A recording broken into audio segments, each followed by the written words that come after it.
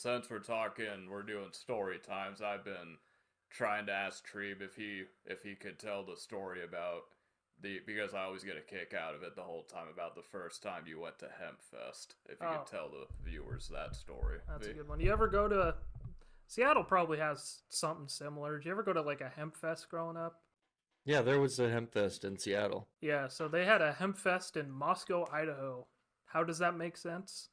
Doesn't really. It used to be really cool because you used to be able to just buy edibles at the Hempfest, but as the years went on, years turned on, it got more just about the herb and the vibes and the tie-dye blankets, and it's like, how gay and retarded is that? Never have wanted to self-tie-dye anything in my life. I want to get fucking blitzed and listen to bluegrass. So me and all the boys decided to go to Hempfest one year. We heard about it. It was sophomore year of high school. And, none of us have eaten edibles before. So we didn't know what the effects were going to be. And when we went to get the edibles, we were freaking first in line. And thank God we were, because it's like all these people, none of them were here for the tie-dye fucking goddamn blankets. Like, all of them were here to get stoned. It was obvious. Like, there was no like pull-up tent. There was no like, way to know who's selling them. There was just one old couple in the middle of the park with a cooler. That was it. And you just knew what the transaction was going to be, and you better have had cash. There's no fucking Apple Pay, no Zelle, no Venmo, none of that stuff. We go up there, pay $10 for an edible. It's the most disgusting thing we've ever ate in our life. You remember old school edibles? Yeah. Well, I'm just sitting here wondering how they even sold you it in Idaho. That's what I was saying. Like, none of it made sense. It was like the one day a year that Idaho police just said, "Go fucking buck wild." So they just didn't care for the day. No, and there was cops that were there, and it's like they had a permit. They must have ran out. Must have only been for like 3 years. And they tasted like shit. You remember like old edibles? None of them tasted good. Now like you go to a weed store anywhere and they taste fine. But back in the day, they just tasted like you ate a nug of weed. Like, that's what they tasted like. I ate like a whole cookie, and we don't feel anything, whatever. So then we decided to go to Subway, and as we go into Subway, fucking hits me right in Subway like a ton of bricks. Like, I still have not been more stoned in my entire life. It's the most high I've ever been. I felt like Raven Simone having a flashback, and That's So Raven. I felt like the counter to order my sandwich was like 10 miles away. As I finally made it there, the guy's like, "What do you want?" I was like, "Meatball marinara." I was about to say it had to be the meatball marinara. Yeah, I'm a meatball marinara kind of guy. I like a good sloppy Joe too. I bet you could read that. You seem like a sloppy Joe guy. I'm a sloppy Joe guy. I'm a guy who likes to lick my fingers after eating Cheetos. Sorry, that was funny. I go up there, I order my sandwich, I say meatball marinara, and then he asks me what bread, whatever, and he's like, "Do you want it toasted?" And I just go, "Huh?" And he's like,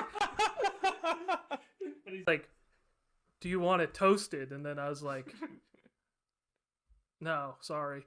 He's like, "Are you sure?" And then at this point, I think he like knows I'm high. And you remember like in high school when you thought people knew you were high, you got like really paranoid. I was like super paranoid at the time. Oh yeah. And I was like, no, don't fucking toast. And like he's like, "You're gonna have cold meatballs." I was like, "That's fine, that's cool." He's like, "Okay." There's like, "What vegetables do you want on it?" I'm like, "Lettuce." And he's like, "Anything else?" And I'm like, "Nah." I respect it though. Yeah.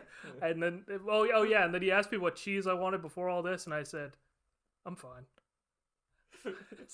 Meatball, lettuce, and bread. Yeah, meatball, lettuce, and bread. And then I go in to reach my hand in my pocket to pay, and like I feel like my hand is just growing and like pulsating. And I'm nervous. I can feel my heartbeat, and I can't put my hand in my pocket. So my friend had to literally put his hand in my pocket to get my wallet out and pay for me. And then they had like an automatic change dispenser, and the change comes out, and then I put my hand in there, and as I grab the change, I don't get a single one, and it all just falls on the floor, and I just left it. And I went and sat down and ate my sandwich, and I was like, it's somebody else's problem. And I took one bite of my cold meatballs and lettuce, and it was probably the worst thing I've ever ate in my entire life. Like, it's a fun story in retrospect, but I did not have a good time. Like, that was awful. You hate to see it. No, have you ever had cold meatballs and lettuce? No. Don't recommend it. Don't recommend it. It's not very good. Did you ever have a narc in your family or somebody that would tell on you for smoking weed?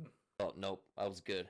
Were you good? Small family. So this guy, he would tell on me all the time.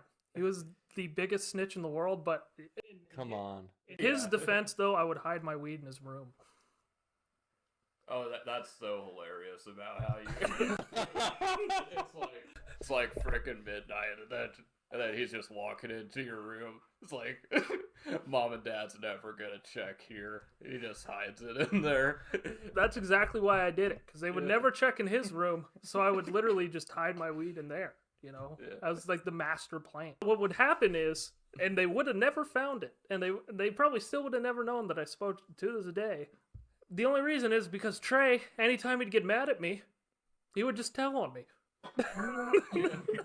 That's all he would do, and he would tell on me if he was mad, or he'd tell on me if he was concerned. So we went to a Tech Nine concert one time, and worst smelling event I ever went to, by the way.